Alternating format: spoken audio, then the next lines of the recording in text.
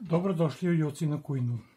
Danas ćemo praviti na molbu mojih pratilaca.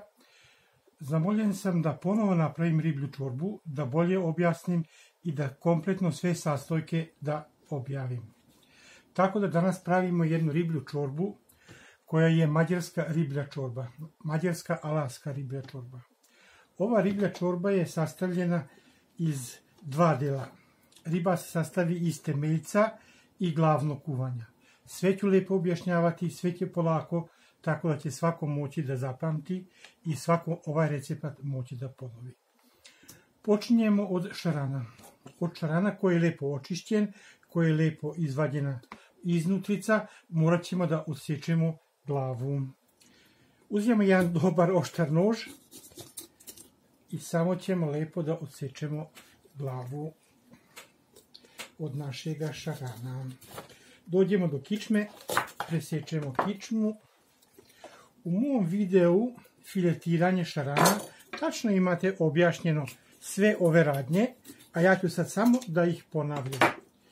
Samo ću da ih ponavljam i da naglašavam oni delovi koji su jako važni. Utvojili smo ribu. Sad, ovaj deo je jako važan i niko ne sme da propusti, a to da je odvoji ovu gorku kost koja imamo mi kod ribe. Gorka kost kod ribe se tu nalazi u korenu vrata.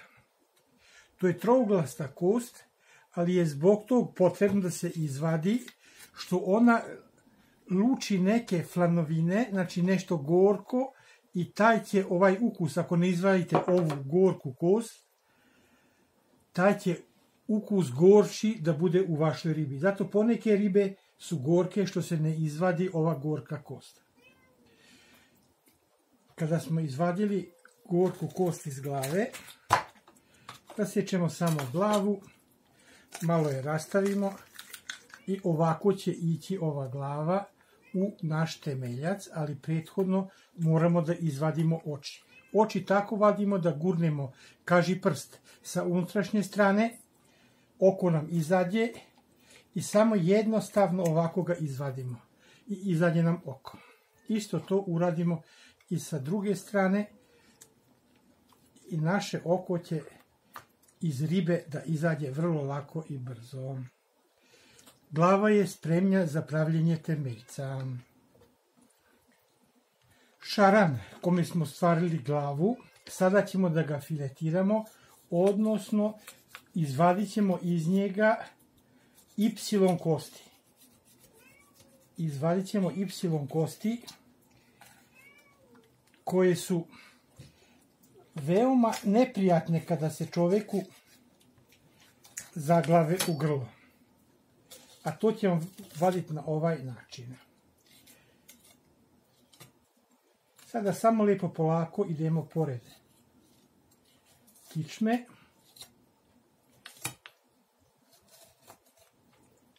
Evo ovako radim da se to bolje vidi. Znači radimo samo pored kičme, pored rebara i donji deo.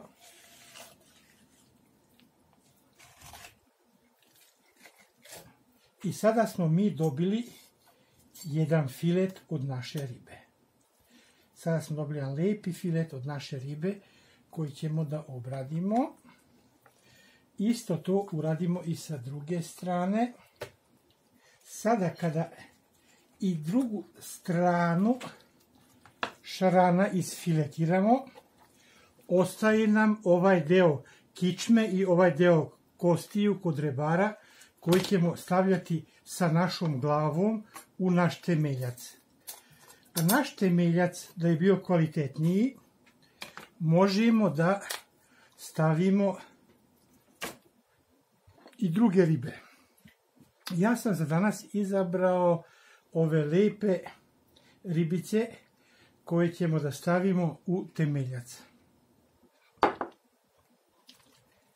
I te ribice koje idu u temeljac ću lepo da isečem. Odsečemo glavu. Na par komada ćemo iseći Ovo je bela riba, deverika, koja je uhvaćena u Tisi. To je divlja riba, koja isto ide u naš temeljac da obogati naš temeljac. To nije neophodno, samo vam pokazujem kako može isto tako da se obogati ukus naše riblje čorbe. Ovo je mađarska riblja čorba koja se kuva preko u Mađarskoj. Ovaj recept je ispitan i on se nalazi u skoro svim ribljim restoranima u Mađarskoj kada idete. Znači sada ovo stavljamo isto da ide u naš temeljac. Vraćamo se na našeg šarana kojeg pripremamo za našu mađarsku riblju čorbu. Odsećemo samo donje peraje i donje peraje isto ide u temeljac. Sada kada smo dobili ovaj filet od našeg šarana, od kojeg pravljamo riblju čorbu, ćemo ga filetirati na taj način da ćemo samo kod kičme preseći meso skroz do kože. Kako mi presjecamo meso skroz do kože, tako presjecamo y kosti koji se nalaze u našoj ribi. Samo ovako lepo radimo, na svakih 2 do 3 mm lepo porako zasjecamo skroz do kože. Ovaj način filetiranja i ovaj način pripremanja ove naše riblje čorbe je prvi put zapisano još početkom 18. veka. Znači, postoje zapisi da su onda počeli na ovaj način da filiraju. Pre toga ne postoji ni jedan način gde postoji da se ovako filira riba. Znači, samo početak 18. veka, od onda u Mađarskoj postoje ti zapisi. Ovako idemo kompletno cijelu našu ribu. Kada smo došli do ovog dela, prelazimo na cijelu ribu, znači cijela riba ovdje sad treba da se seče isto na svakih 3 do 5 mm. Mi kad ga sečemo čujemo kako krcka, a to je dobro jer onda mi rasečemo naše y kosti. Ovako se radi. Sada kada sam uradio ovaj, isto i vi trebamo isto tako da uradimo i drugu polovinu našega šarana. Samo lepo polako. Mi nastavljamo dalje da filiramo drugu polovinu našega šarana. Stigli smo do zadnjega dela. Zašto ne sečem ovaj deo, imate napravljeno u našem video kanalu kako se filira riblja čorba, filira šaran. Sada kada smo isekli, pogledajte ovako, lepo na svaka 2 do 3 mm našega šarana, pristupamo soljenju.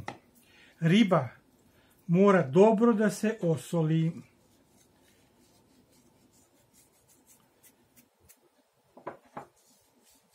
Mi ribu lepo ćemo da osolimo sa jedne strane, isto tako i sa druge strane ćemo lepo našu ribu da osolimo. Uzimamo drugu polovinu našega šarana i njega ćemo lepo, bogato da osolimo sa jedne i sa druge strane. Polako radim, tako da će svako moći lepo da zapamti. Ova 2 fileta naše šarana lepo stavljamo na stranu i on će se odmarati 2 sata. A ovaj deo koji ide u riblju čorbu, od čega mi pravimo temeljac, ćemo da stavljamo u kotlić. Ove ribice lepo uzimamo i stavljamo, od njega ćemo da pravimo naš temeljac od deverike i kosti isfiliranog našeg šarana i glavu našeg isfiliranog šarana i naš temeljac će sada da se sjedinjuje sa ostalim delovima.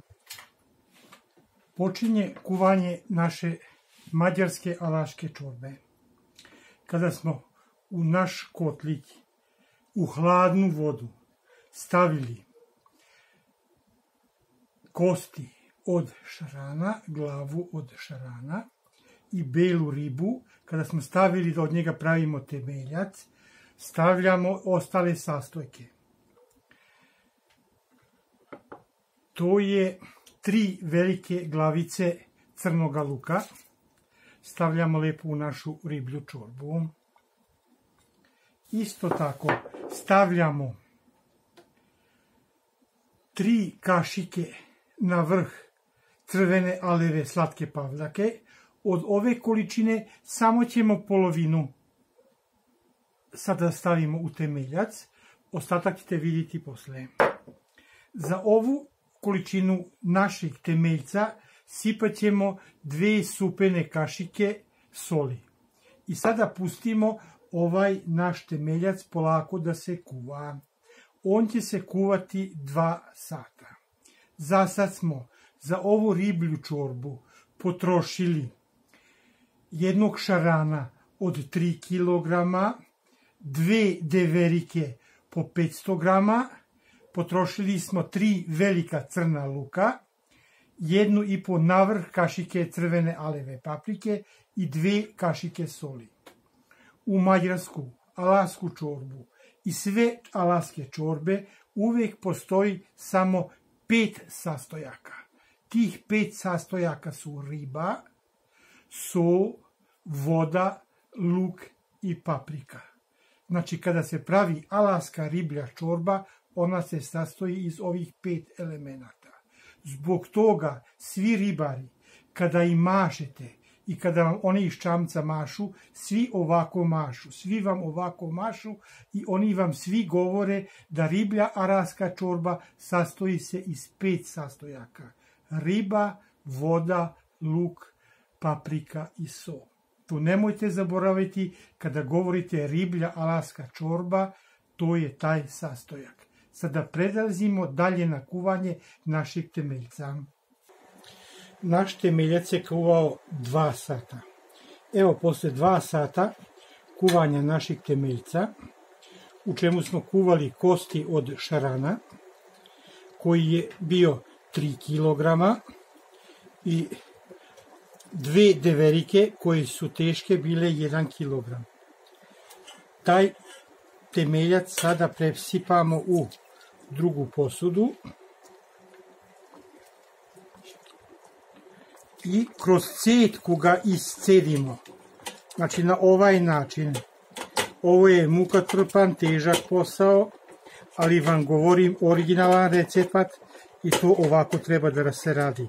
Da se sve kosti koji se kuvale u ovom našem temeljcu, sve treba da se ispasiraju u naš daljnji napredak. Evo, ovako se lepo mi sa ribe meso upasiramo u drugu posudu. Možemo sipati malo tečnosti i ovako lepo prelazi, pasira se naša riblja čorba.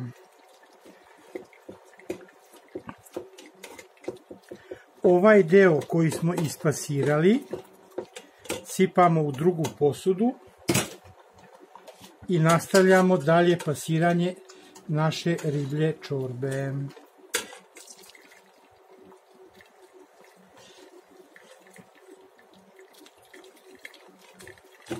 Sa ovim pasiranjem dobijemo jako lepu koegzistenciju i lepu gustinu. Kroz ovu cetku mi ćemo da izguramo meso i luk u našu sljedeću fazu. Kada smo sve lepo ispasirali naš temeljac za riblju čorbu mađarsku, u ovo gdje smo ispasirali, u ove kosti, sipamo 2 litre hladne vode. 2 litre hladne vode sipamo. Isto dobro promešamo. I kada smo mi ovo lijepo dobro promešali, nastavljamo ponovo ovo da pasiramo kroz našu cediljku, da bismo još više mesa i luka što je ostalo na kostima da bi išlo u našu riblju čorbu. Zbog tog je potrebno hladna voda, jer ćemo mi sad morati sačekati da se naš temeljac skroz ohladi. A zbog čega treba da se ohladi, to ću vam reći kasnije. Kada smo još jednom procedili naš temeljac, u ovo što smo procedili temeljac, sipamo isto onaj deo koji smo u prvom delu isto procedili. Sada sve sipamo u kotlić, lijepo je ovo gusto.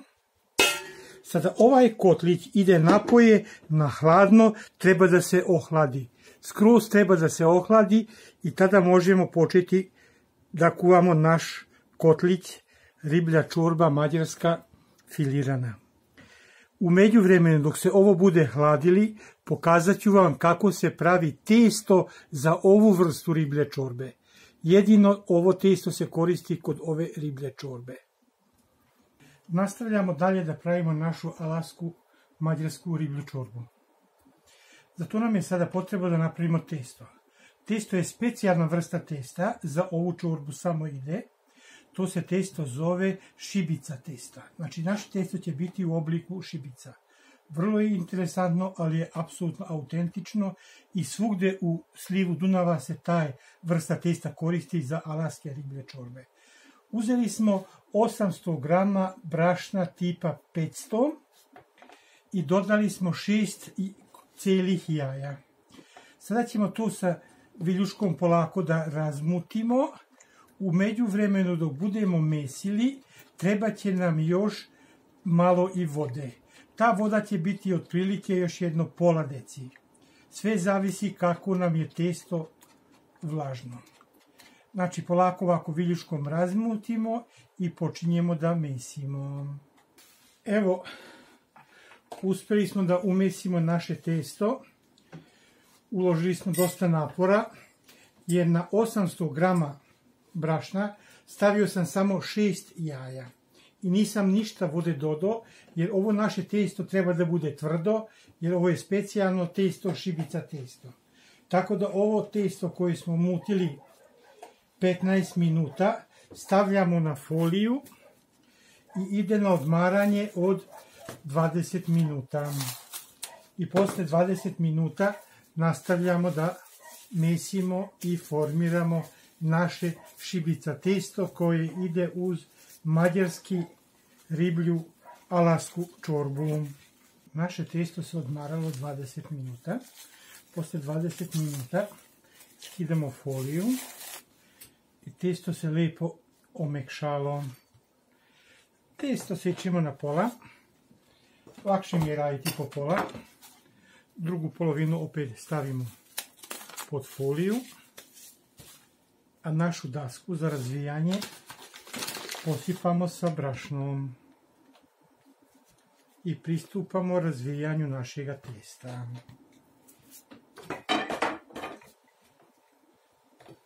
Naše testo smo razvili na debljinu od 3 mm. Ovo šibica testo se na tvrdo umesi tako da kad ga mi lepo razvučemo, mi sad ćemo da ga isečemo na trakice. Trake treba da budu jedno 5 cm. Napravit ćemo ih ravnomerno. Kada smo složili testo ovako na dasku, uzimamo nož i sečemo testo na širinu šibica. Znači mi dobijamo testo kao da je šibica. Zato se i ovo testo zove šibica testo. Ovo testo je tvrdo je zamućeno i dosta je teško da se razradi ili teško je da se razvija. Ali je jako dobro, jako je ukusno i vidjet ćete da je jako će biti prijatno. U naš temeljac koji se sada ohladio, 2 sata je bio na polju, a na polju je jako hladno, tako se on jako lijepo ohladio i u ovo ohlađen temeljac stavljamo našeg šarana koji je prethodno bio očišćen, iseckan, posoljen. Zbog toga je potrebno u hladnu vodu da se stavi, da se u hladnoj vodi kada naše meso, riba odnosno, počne da se kuva, ona će polako da ispušta svoje ukuse u našu riblju čorbu. Zbog toga se u hladnu temeljac stavljaju komadi ribe. U isto vrijeme stavljamo i beli mleč, tako da mi sada u ovoj riblji čorbi imamo stavljeno šaran od 3 kile očišćen, koji je odvojena glava i odvojenu su kosti i kilogram bele ribe smo stavili u ovu našu temeljac koji smo skuvali pa smo ga posle u cetki lepo iscedili. Sada dodajemo ostatak naše crvene aleve slatke paprike. U ovu alevu slatku papriku dodao sam još jednu navrh kašikicu ljute papričice. U riblju čorbu, mađarsku alasku, idu samo 5 stvari. Riba, luk, voda, paprika i so. Znači samo ovih 5 elemenata koristimo, ali da bismo dobili dobar ukus, zato smo pravili temeljac u čega smo stavili mnogo dobrih stvari, kao što su te bele ribe i što smo ih lepo izfilirali. Tako da sada krećemo sa kuvanjem naše riblje čorbe. Ova riblja čorba ovako se kuva na taj način da ga uključimo na jaku vatru. Riblja čorba treba ovako, u ovom ključanju se kuva 15 minuta. Cijelo vrijeme treba da se ovako kuva.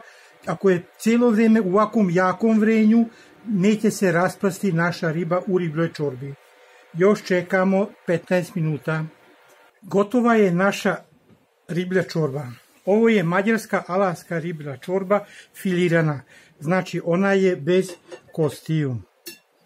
U ovoj riblju čorbu mi smo koristili šarana od 3 kg i koristili smo deveriku, 2 deverike u kojoj je bilo 1 kg. Pored toga smo koristili 3 velika crna luka i koristili smo 3 navrh kašike crvene aleve paprike, koristili smo sve ukupno 3 kašike soli i to je sve što je u ovoj ribljoj čorbi. Znači u alasku, mađarsku riblju čorbu i sve alaske čorbe što su u dolini, u slivu Dunava i Tise, one se preve na ovaj način.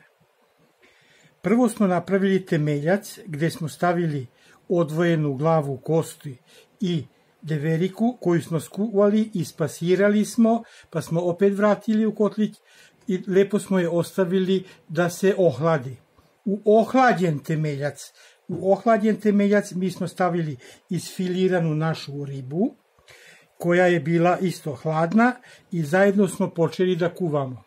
Kada je počeo da se vrije naša riblja čorba, stavili smo crvenu alevu papriku, drugi deo ostatka i nakon 15 minuta dobili smo našu riblju čorbu. Riblju čorbu kada ide na takmičenje, onda se gleda njena boja. Znači prvo kada komisija, kad nam donesu riblje čorbe kao što je ova, mi prvo pogledamo boju. Kada smo pogledali boju, ono se sortira. Ako ima je 30 ili 50 ekipa koji se takmiči, prvo se gleda boja. Kada se poređaju tanjiri po boji, onda idemo od najblažeg do najcrvenijeg. Ovo je jedna divna crvena boja, ova bi išla među prvih 10. Isto se gleda ova, vidite, gustina. Ova gustina se gleda i ovo je gustina, da se, vidite, ne providi. Ovo bi isto bilo među prvih 10 ekipa. Znači, prvo, kada ide na takmičenje, ovo govorim onima koji idu na takmičenje, da će prvo gledati boju, gledat će konzistenciju, riba kako je skuvana, vidite, opšte se ne raspada ova naša riba i na kraju se tek gleda ukus. Znači, prvo kada gledaju boju, koegzistenciju, u zadnjih 10 tanjira to se konzumira i onda dolazi do proglašenja. Mi smo u ovo naše jelo pravili testo koje ide uz ovu ribu. Svugde gde se pravi ova alaska čorba, pravi se ovako testo. To se zove šibica testo, zato što je debljine kao šibica. Mi smo ga pravili od 800 grama brašna, 6 jaja, dobro smo umutili, lepo razvili i lepo iseckali. Kuva se u slanoj vodi, ovo se kuvalo 10 minuta. Ovo služimo uz ovu riblju čorbu. Tako da ova naša alaska, mađarska riblja čorba jako je dobra. Ako vi pratite ovaj recept od početka do kraja, sigurno ćete dobiti jako dobar ukus i jako dobru riblju čorbu. I zapamtite, samo 5 stvari treba za dobru riblju čorbu. Riba, voda, luk, paprika i sol. Ništa vam drugo nije potrebno da dobijete jednu ovakvu lepu riblju čorbu s kojom možete slobodno ići na takmičenje. Hvala što ste pratili moj kanal. Do skorog viđenja, prijatno.